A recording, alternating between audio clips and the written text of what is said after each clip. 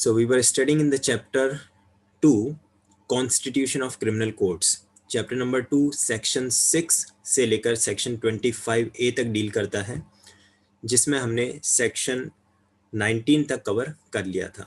तो sorry, section 15 तक हमने कवर कर लिया था। सो एक बार रिव्यू ले लेते हैं। Section 6 deals with the classes of criminal courts, जिसमें 5 क्लासेस ऑफ क्रिमिनल कोर्ट्स हैं। Then section 7 deals with the territorial divisions, जिसमें पावर है स्टेट गवर्नमेंट के पास में। The state government shall divide the state into sessions or subsession divisions. After that, section 8 states about the metropolitan area. कोई भी ऐसा area जिसकी population 10 lakh से एक्सीड होती है, that can be declared as a metropolitan area. Section 9 and 10 states about the court of session. Section 9 defines that the state government may establish the court of session and the High Court will appoint the presiding officer to that court of sessions. After that, section 10 states about the subordination of assistant sessions judge. That is, under every sessions judge, there shall be additional session judge and assistant session judges. And in absence or in situation of the office of the sessions judge is vacant, the urgent hearings may be tried by additional or assistant session judge. And even if अगर additional और assistant session judges भी नहीं है available post पर, तो chief judicial magistrate भी उन cases को ट्राई कर सकते हैं. From section 11 to section 15 we deal with judicial magistrate. So section 11 में दिया है the constitution of judicial magistrate, the constitution of courts of judicial magistrate of first and second class. Again, will be established by state government and the presiding officer will be appointed by the High Court. And these courts will be established except in the areas of metropolitan area, because in the metropolitan area जो भी court establish होगी उसको हम metropolitan magistrate court कहेंगे. Then section 12 chief judicial magistrate and additional chief judicial magistrate. Judicial magistrate first class को ही chief judicial magistrate और additional chief judicial magistrate declare किया जा सकता है, अपॉइंट किया जा सकता है. Section 13 states about special judicial magistrate, जो कि किसी पर्टिकुलर क्लास ऑफ केसेस के लिए या फिर पर्टिकुलर केस के लिए अपॉइंट होगा और जिसका टेन्योर मैक्सिमम 1 ईयर का हो सकता है. Section 14 local jurisdiction of the judicial magistrate. It will be as specified by the state government and may be altered from time to time. And section 15 subordination of judicial magistrates. तो इसका मैंने एक chart बना के आपको बताया था that is under the general control of High Court. And then the session court के अंडर में आएगा आपका additional and assistant sessions judge और उनके अंडर में आएगा चीफ जुडिशियल मजिस्ट्रेट. देन उसके अंडर में चीफ जुडिशियल मजिस्ट्रेट के अंडर में आएगा आपका judicial magistrate. Now comes section 16 to section 19 courts of metropolitan magistrate. Section 16 से लेकर सेक्शन 19 तक डील करते हैं कोर्ट्स ऑफ मेट्रोपॉलिटन मजिस्ट्रेट से. देखते हैं सेक्शन 16 क्या कहता है.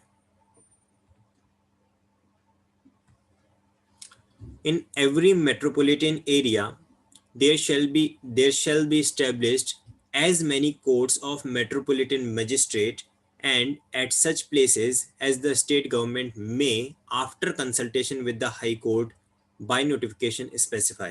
So, who will establish the courts of metropolitan magistrate?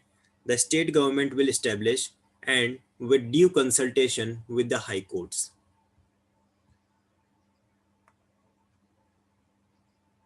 After that, the presiding officer of such courts shall be appointed by the High Court.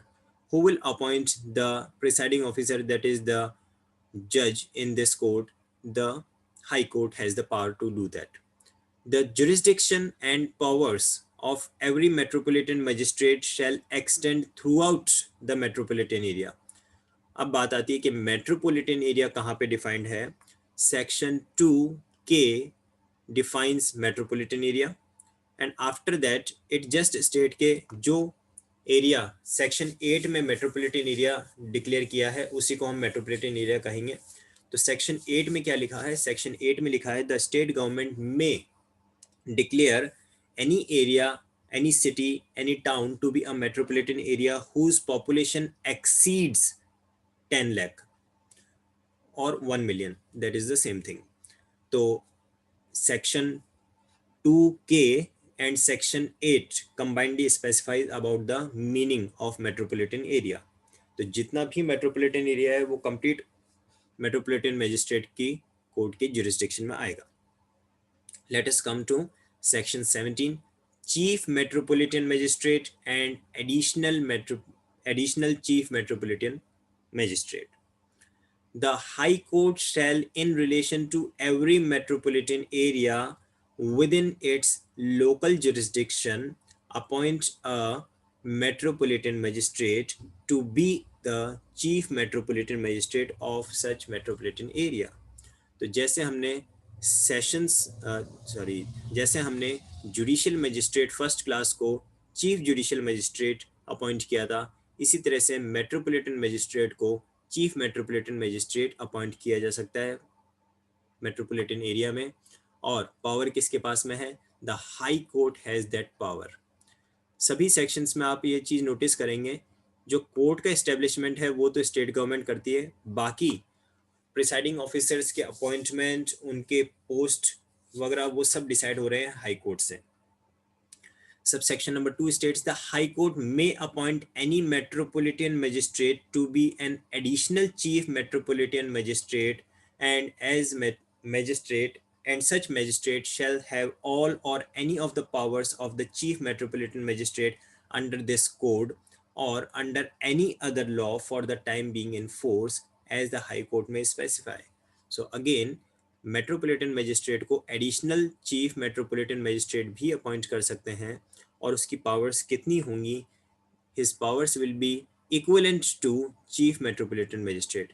Additional chief metropolitan magistrate और metropolitan magistrate की chief metropolitan magistrate and additional chief metropolitan magistrate की powers equivalent होंगी. So section 16 specifies about the Court of Metropolitan Magistrate. Section 17 specifies about the Chief MM and Additional Chief MM. Then Section 18 specifies about Special Metropolitan Magistrate. Again same situation आती है for a particular case or particular class of cases. Subsection 1. The High Court may, if requested by the central or state government so to do, confer upon any person who holds or has held any post under the government. तो यहाँ पे एक चीज जो important आप ध्यान दे सकते हैं, एनी पर्सन. ऐसा ज़रूरी नहीं है कि स्पेशल मेट्रोपॉलिटन मजिस्ट्रेट के लिए हम किसी मेट्रोपॉलिटन मजिस्ट्रेट या जुडिशियल मजिस्ट्रेट को ही लें. We can take any person who holds or has any post under the government.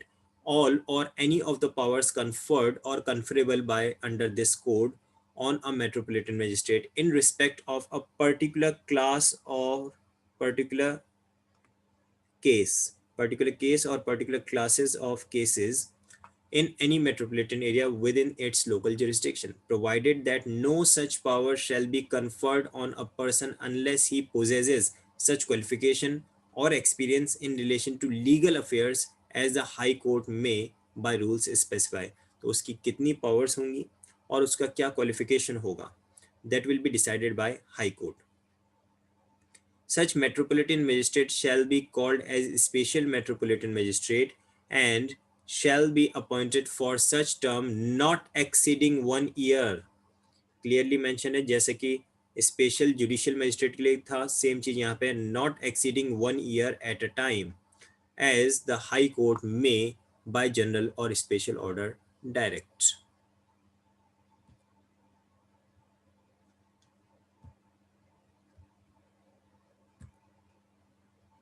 जी, यहाँ तक कोई डाउट, कोई कंफ्यूजन हो तो बोलें। चलिए आगे बढ़ते हैं। द हाई कोर्ट और the state government, as the case may be, may empower any special metropolitan magistrate to exercise in any local area outside the metropolitan area the powers of the judicial magistrate of the first class। तो जहां तक metropolitan area है वहां तो उसकी power as a metropolitan magistrate ही रहेगी, but अगर हाई कोर्ट को या स्टेट गवर्नमेंट को ऐसा लगता है कि उसके जुरिस्डिक्शन को हमें एक्सटेंड करना चाहिए outside the area of metropolitan area, तो वो हो सकता है, लेकिन उस सिचुएशन में उसकी powers as a judicial magistrate first class consider की जाएंगी। Section 19, subordination of metropolitan magistrate.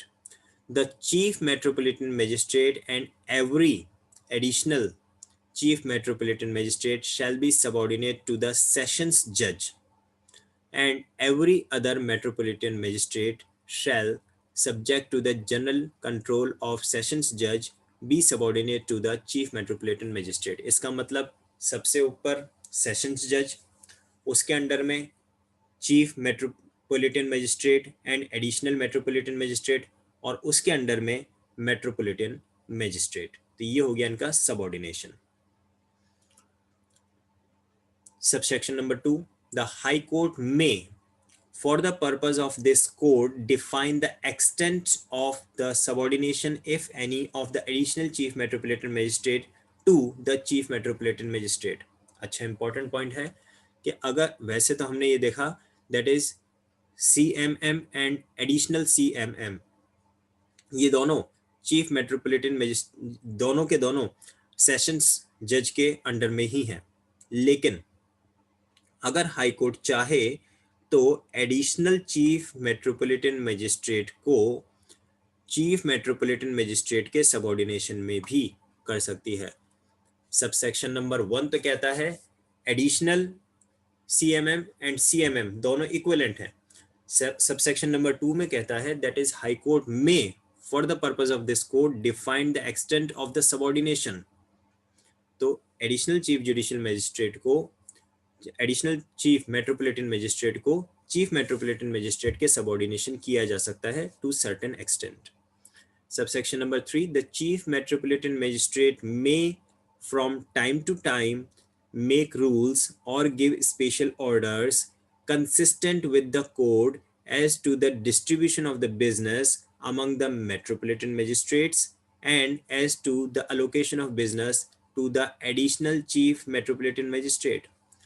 CMM के पास में पावर्स हैं जो रूल्स बना सकता है related to the working and business for whom, for the metropolitan magistrate and also for the additional chief metropolitan magistrate। तो इससे भी ये स्पेसिफाई हो जाता है that is additional chief metropolitan magistrate is subordinate to chief metropolitan magistrate. Section 16 से लेकर section 19 तक हमने जो पढ़ा, these are related with metropolitan magistrate. कोई कंफ्यूजन हो तो पूछ सकते हैं। सेक्शन 20 से लेकर सेक्शन 23 तक हम जो पढ़ेंगे, 23 22, लेट मी सी, 20 से लेकर 23 होना चाहिए जी। सेक्शन 20 से लेकर सेक्शन 23 तक जो हम पढ़ेंगे this is related to executive magistrate. So शुरू करते हैं। Section 20, executive magistrates in every district and in every metropolitan area the state government may appoint as many persons as it thinks fit to be executive magistrates and shall appoint one of them to be the district magistrate। यहाँ पे अब change आया है। अभी तक हमने देखा, हमने जुडिशियल मजिस्ट्रेट, सेशंस जज का अपॉइंटमेंट हुआ, जुडिशियल मजिस्ट्रेट का अपॉइंटमेंट हुआ, मेट्रोपॉलिटन मजिस्ट्रेट का अपॉइंटमेंट हुआ। ये सारे के सारे अपॉइंटमेंट किसने किए थे? हाई कोर्ट ने। कोर्ट्स को एस्टेब्लिश किया था स्टेट गवर्नमेंट ने, बट जो प्रिसाइडिंग ऑफिसर्स थे किसने अपॉइंट किए थे? हाई कोर्ट ने। एग्जीक्यूटिव मजिस्ट्रेट के लिए क्या कहा है? एग्जीक्यूटिव मजिस्ट्रेट के लिए कहा है इन एवरी डिस्ट्रिक्ट और इन every metropolitan area the state government may appoint as many persons as it thinks fit to be executive magistrate and shall appoint one of them to be a district magistrate.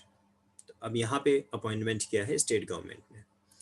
Subsection number 2, the state government may appoint any executive magistrate to be an additional district magistrate and such magistrate shall have such of the powers of the district magistrate under this code or under any other law for the time being in force as they may be directed by the state government.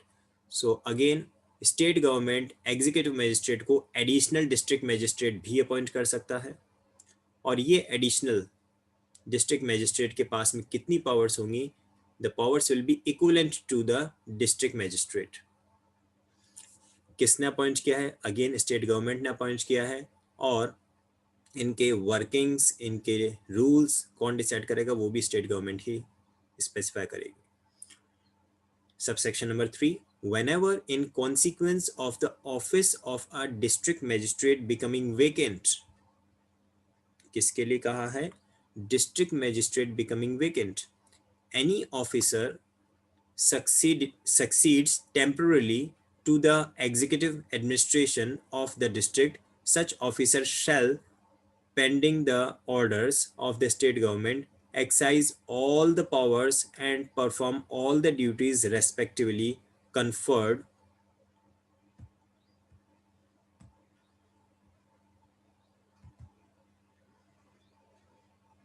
and imposed by this code on the district magistrate.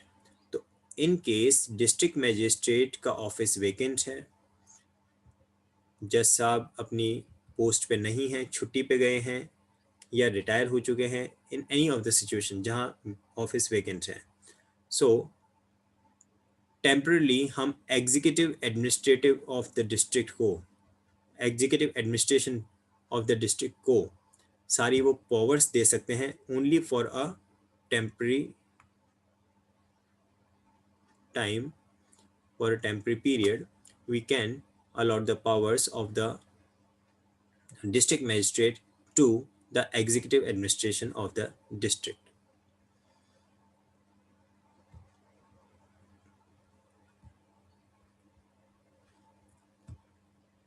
Section 20 में हमने executive magistrate का appointment किया और किसने किया? State government ने. Let's see sub section number 4 states the state government में place an executive magistrate in charge of a subdivision. subdivision को हमने कहाँ पे पढ़ा था? subdivision हमने पढ़ा था सेक्शन 7 में. सेक्शन 7 में टेरिटोरियल डिवीजन हमने डिफाइन किए थे.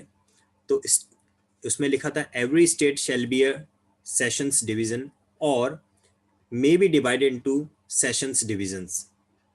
After that, each session division will be called as a district and if required, each session division may be subdivided into subsessions divisions. तो यहाँ पे बात आ रही है कि state government may place an executive magistrate in charge of the subdivision and may relieve him of the charge or as occasion requires, and the magistrate so placed in charge of subdivision shall be called as the subdivisional magistrate. तो जो executive magistrate था उसे अगर हम sub division में appoint कर देते हैं तो उसकी पोस्ट हो जाएगी as a sub divisional magistrate, SDM. Section 4 subsection 4A, the state government may by general or special order and subject to such control and directions as it may deem fit to impose, delegate its powers under subsection 4 to the district magistrate. तो वैसे तो हमने executive magistrate को executive magistrate को सब divisional magistrate बनाया था, लेकिन यही सारी पावर्स हम डिस्ट्रिक्ट मजिस्ट्रेट को भी दे सकते हैं। Nothing in this section shall preclude the state government from conferring under any law for the time being in force as a commissioner of police all or any of the powers of an executive magistrate in relation to the metropolitan area.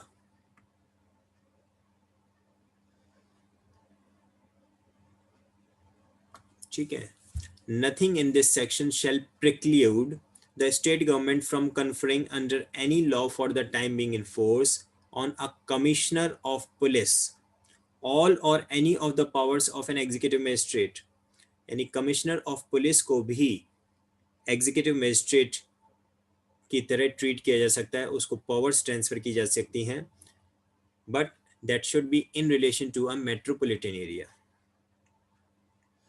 So this was regarding the appointment of executive magistrate. पूरा का पूरा powers state government के पास में है. Section 21 special executive magistrates. The state government may appoint for such term as it may think fit executive magistrates to be known as special executive magistrates for a particular area or for the performance of particular functions and confer on such special executive magistrate such of the powers as be conferable under this code on executive magistrate as it may deems fit. अगर state government चाहे तो particular area के लिए special executive magistrate भी appoint हो सकता है, और उसके पास कितनी पावर्स होंगी? The powers will be equivalent to the executive magistrate. Executive magistrate को हमने कहाँ पे अपॉइंट किया था? डिस्ट्रिक्ट में. और उसी एग्जीक्यूटिव मजिस्ट्रेट को हमने डिस्ट्रिक्ट मजिस्ट्रेट भी अपॉइंट कर दिया था और एडिशनल डिस्ट्रिक्ट मजिस्ट्रेट भी अपॉइंट किया था. देन पर्टिकुलर किसी एरिया के लिए हम एग्जीक्यूटिव मजिस्ट्रेट को ही स्पेशल एग्जीक्यूटिव मजिस्ट्रेट भी अपॉइंट कर सकते हैं और उसके पास में power equivalent to executive magistrate होंगी. Local jurisdiction of executive magistrate, section 22 specifies about the local jurisdiction.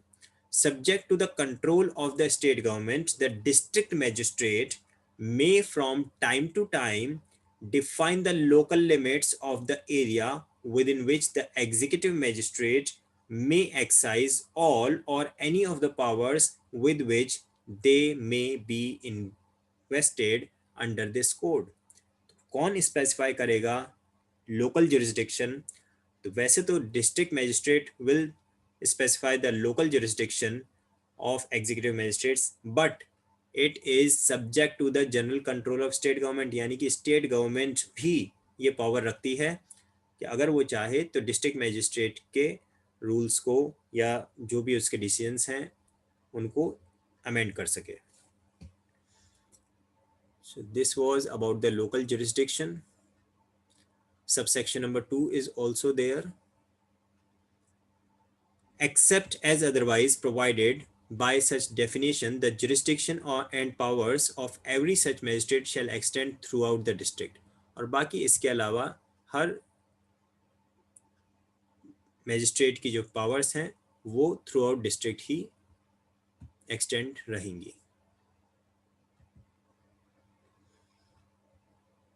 Section 23 subordination of executive magistrates. All executive magistrates other than the additional district magistrate shall be subordinate to district magistrate, and every executive magistrate other than subdivisional magistrate exercising powers in the subdivision shall also be subordinate to the subdivisional magistrate, subject however to the general control of the district magistrate. तो सबसे ऊपर district magistrate, after that subdivisional magistrate, and after that the executive magistrate. ये इनका hierarchical order हो गया subordination का. Additional district magistrate कहाँ जाएंगे? Additional district magistrate will be having the powers equivalent to the executive magistrate. Equivalent to the district magistrate. The district magistrate may from time to time make rules or give special orders consistent with this code as to the distribution of business among the executive magistrates subordinate to him and as to the allocation of business to the additional district magistrate. So district magistrate के पास में ये powers हैं कि वो executive magistrates को work allot कर सकें, उनका जुरिसडिक्शन डिसाइड कर सकें, उनके लिए स्पेशल ऑर्डर्स दे सके, रूल्स बना सके. Even the work can be allotted by the district magistrate to the additional district magistrate also. So this was all about executive magistrate from section 19 to 23. Now, sorry, section 20 to 23. Now comes section 24, public prosecutor.